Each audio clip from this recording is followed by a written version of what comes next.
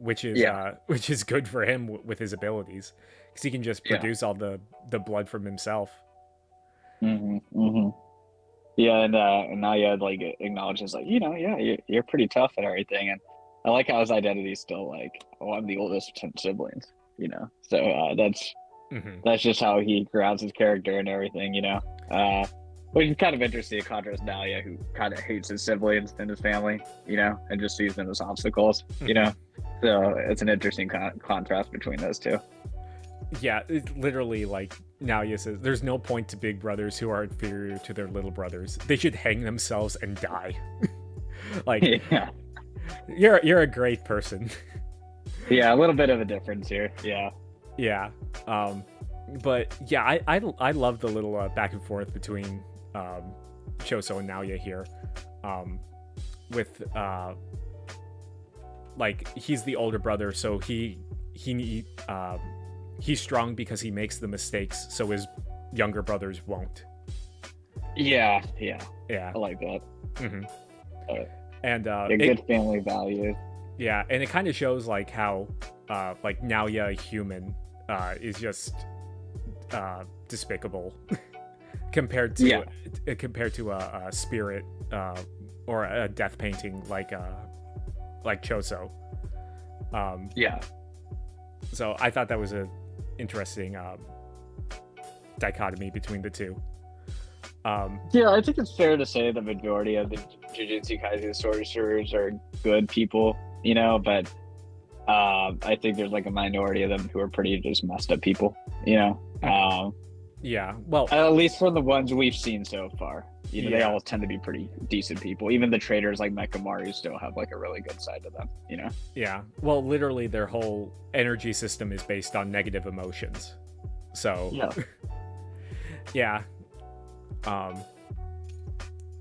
But yeah, the whole rest of the fight with him like weighing down Naoya's clothes with the blood and everything and doing supernova was really cool, because like he critically injures Naoya, but Choso can't even have that because here comes Yuta dragging Itadori. Yeah, Yuta's like, okay, I bodied like an MC, time to get a prominent side character too while we're at it, Yeah. I gotta claim this entire story real quick, guys. Yeah. Did you know that I was the original main character of the story? I've come to reclaim my title. I just wanted to take a little vacay, Miguel and everything, Yeah. That panel, how he's just dragging the MC though, is just disrespectful. Yeah, it really is. But yeah, so just the slap side right there. So like, again, we were just saying how powerful Choso is. And you can say he caught him off guard, but it's just an effortless punch, know. Exactly. I mean, he literally backhands him into submission. Because he doesn't even we don't even see him get up after that. And then he just patronizes now,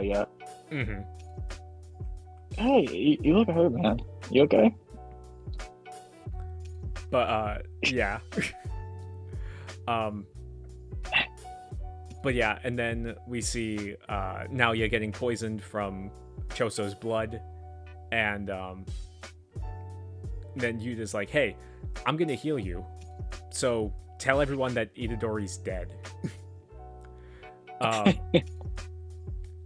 Because he totally is, wink wink, nudge nudge.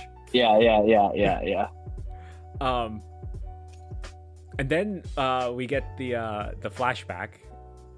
So what did you think of this? Because we a couple chapters, it was like, hey, your dad had the stitches too on his head, because this is the first time we've seen Itadori's parents. We've seen his grandfather in the very first episode when he died, but besides that, there isn't too much of a focus on Yuji's lineage.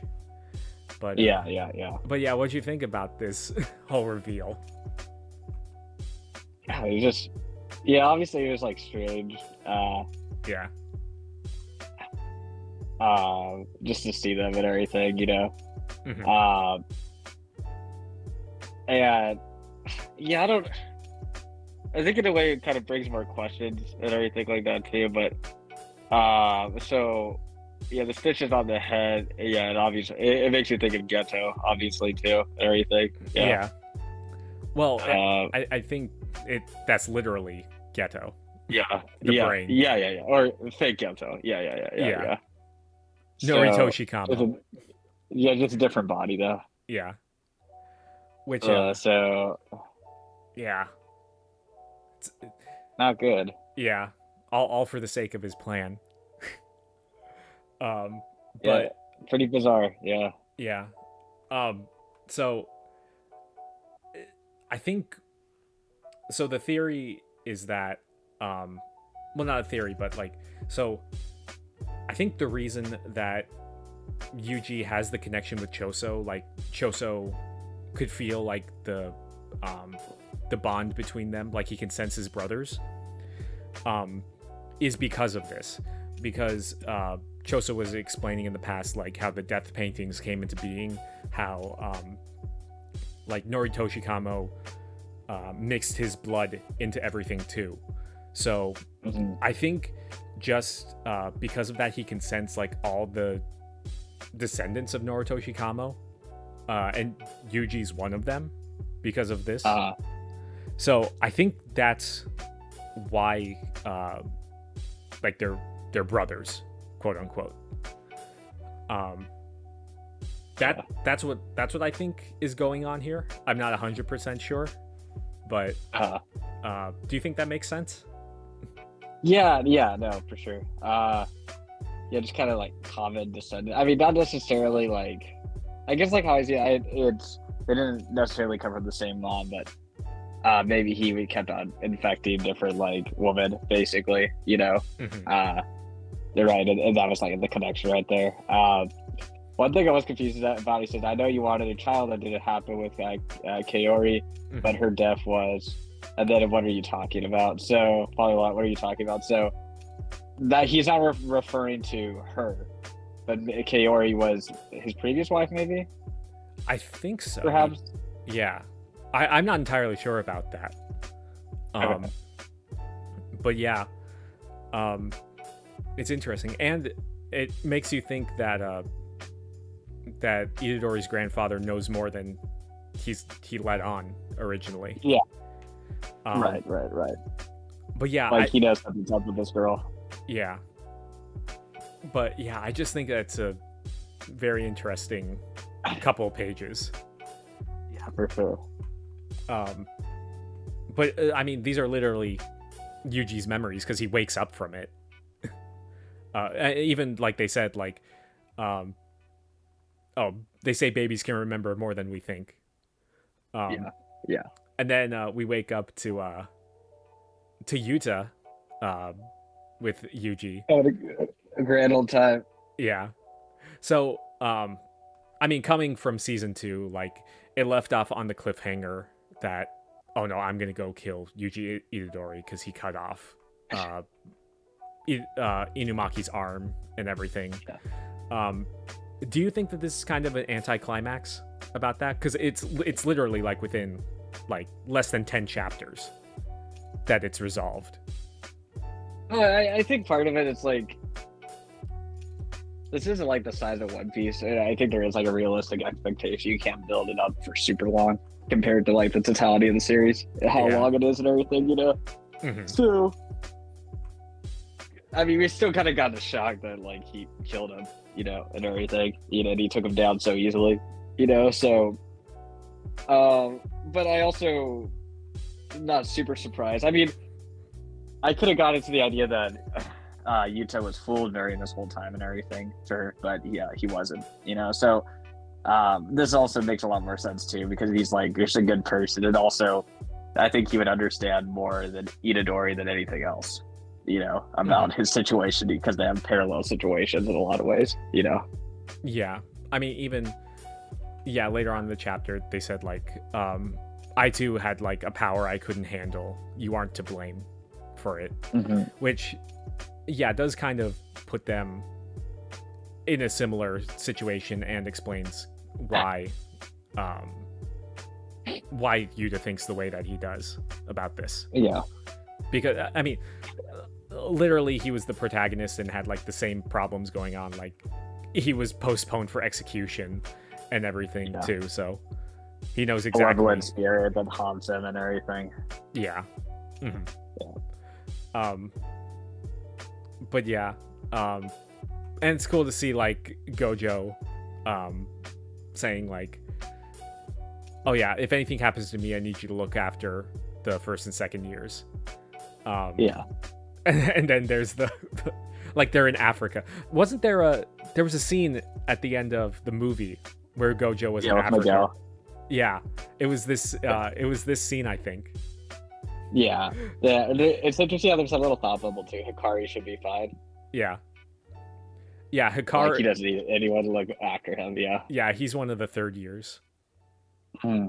Yeah, I think he was mentioned like a couple times before. He was compared to Yuta and Yuji in terms of power levels and everything like that too. Yeah.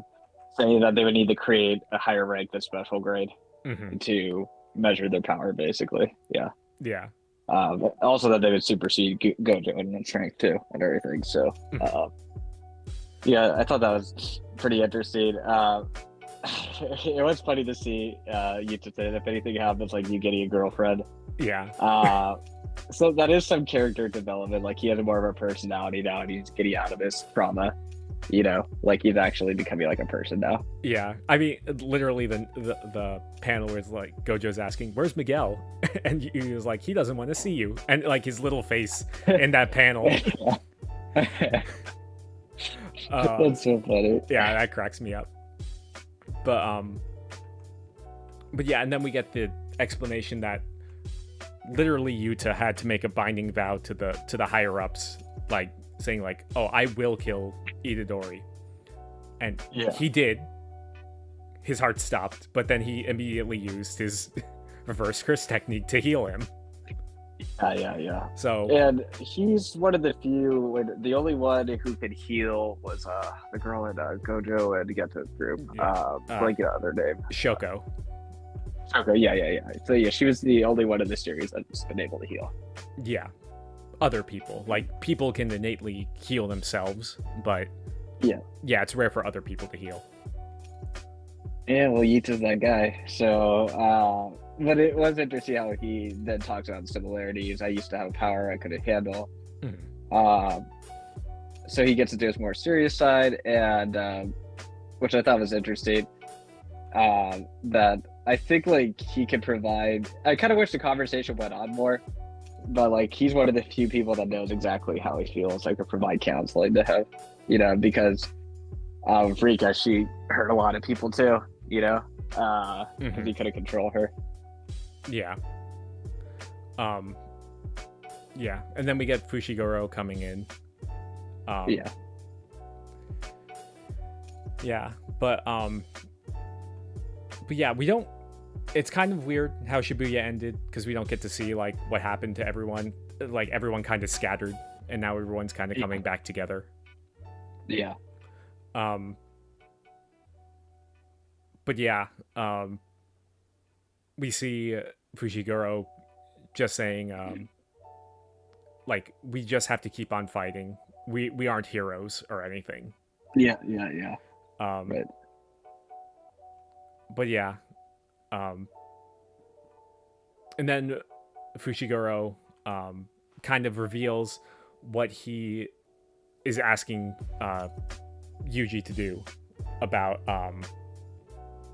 the culling game, and yes, how you actually recently did a rewatch of the whole series, right? Seasons 1 and 2. Yes. So yes. I kind of forgot about Fushiguro's sister up until this part. It's like, oh yeah, she's been in the coma. But yeah, she is part of the culling game too. And I guess that's why he's asking Yuji for help. And then we get the rules of the culling game. And it's a lot to take in. Yes. but yeah, it's interesting. Did you think that it was going to be a literal like rule game like this, or? Oh no. It's probably something I'm gonna have to write down on my little Hello Kitty notebook just to make sure I got it all organized and everything, for the next couple chapters. Yeah, just print out the page and so you can reference it. Yeah.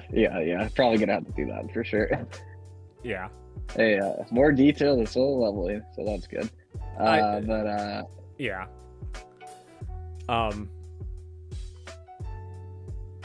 But yeah, so, and then we get into chapter 144 with Yuji basically saying like,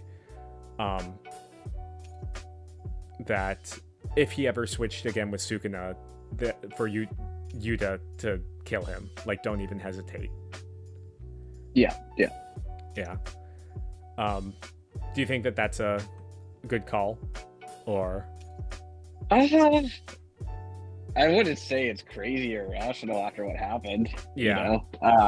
Hey, it's kind of always hard to see the consequences of your action, especially in a weird universe like this, but yeah, so I thought that was kind of interesting there. And so basically their main objective is to remove the prison seal and everything. And so I thought that was cool. And then obviously just going to connect to Tengen, who we've heard name dropped over and over again, right? Since the hidden inventory arc and everything like that too. So obviously at the end of the chapter we get to see the guy too. But it is interesting how they make like a quick reference to Kugisaki in the middle of the chapter though. Yeah. And so it's basically really brief. Yeah. So what do you think about this? Do you think that she's still alive or no? I hope she's not alive. Not because I dislike her character, but I hate fake outs like that. They drive me nuts. I got enough of them in One Piece. I don't need it in another series. I mean, okay. I'll just use Pell as an example though. No. about the One Piece thing. He literally got blown up by a giant bomb that would have destroyed an entire capital city, and he just walked it off. Whereas Zone Awakening. Yeah. Whereas Kugisaki, like, they made a point to say, oh, her chances of survival aren't 0. And I've done this so that she won't get any worse. So, yeah. I'm just saying that. Like, there's an actual in-universe explanation of why she could survive. Not like in One Piece where it's like, oh, he has a couple scars now, he's fine. No, it's Zone Awakening, bro. Yeah. That's all we need. That's all we need for an explanation. But yeah, and then we get the funny panel with Choso just popping out of nowhere to kind of break the tension. Yeah. He was listening to the whole thing. Yeah. We get the poor Maki. Took some damage and everything. We finally get to see Maki and Yuta reunite, but yeah, this is the first time we've seen her since she got barbecued. Yeah, Yuta seems to be doing a lot better. Yeah. Yeah. I mean, this reunion. Yeah. I mean, yeah. Well, what do you think of Maki surviving, whereas, like, the stronger clan head didn't? Or Nanami? I mean, Nanami survived.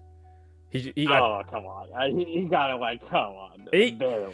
Mahito got the kill. It doesn't count. He potentially could have made it back to Shoko for healing. That's bullshit. That's bullshit. No, it's bullshit plot over. That's what it is. I'm sorry. On that point, then she walked away with like no aptitude for curse energy either. I mean, it does say like it was her inborn physical toughness, not curse tolerance, that saved her life. It literally says it in the thing. I know, but that's just it's called plot armor. That's another way to describe plot armor. You know, like come on. Oh, I see where your Maki agenda is going. No, I just say it's just like, come on. If Nanami, you know, goes down to the head of the Zenin clan, but not her because she's tough. Come on. Yeah. He didn't have the innate toughness or the super speed to get out of there in time. I think he's the fastest man aside from Gojo. Also, you can't dodge this attack by Jogo.